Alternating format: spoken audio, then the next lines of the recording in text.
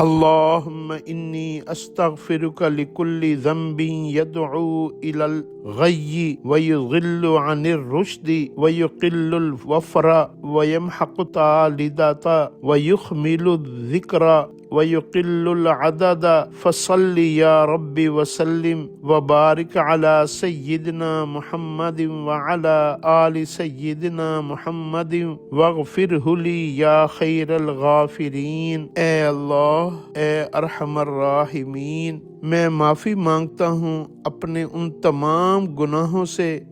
جن کی وجہ سے میں گمراہی کی طرف مبتلا ہو گیا، یا وہ گناہ جو مجھے گناہوں کی طرف اور گمراہی کی طرف بلائیں۔ اے اللہ، صراط مستقیم سے بھٹکا دیں، ایسے تمام گناہوں سے میری حفاظت فرما دیجئے۔ اے اللہ، میں ان تمام گناہوں سے بھی آپ کی معافی مانگتا ہوں اور آپ کی پناہ میں آتا ہوں۔ اے اللہ کہ آپ مجھے وافر مال دیں اور وہ مال میں کسی غلط کام میں خرچ کر دوں، اور میرے ان گناہوں کی وجہ سے آپ اپنی دی ہوئی نعمتوں کو مجھ سے واپس لے لیں۔ اے اللہ، ایسے جتنے گناہ میں کر چکا ہوں مجھے معاف فرما دیجئے اور آئندہ ان گناہوں سے بچا لیجئے۔ اے اللہ، اور میں اپنے ان تمام گناہوں کے اوپر بھی آپ سے معافی مانگتا ہوں اور آپ کی پناہ میں آتا ہوں کہ مجھے میرے بڑوں کی طرف سے کوئی بھی خاندانی وراثت، مال، رزق،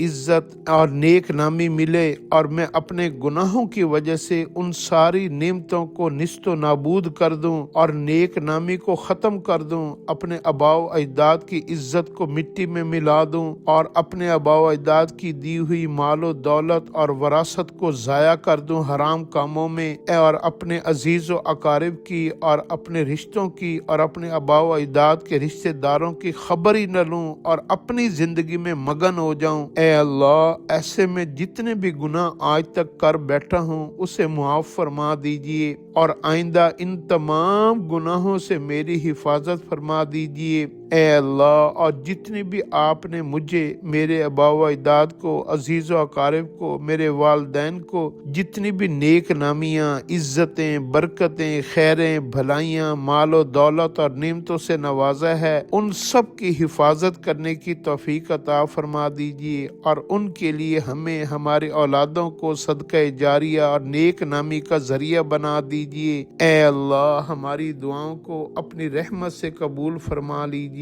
آمین یا رب العالمین۔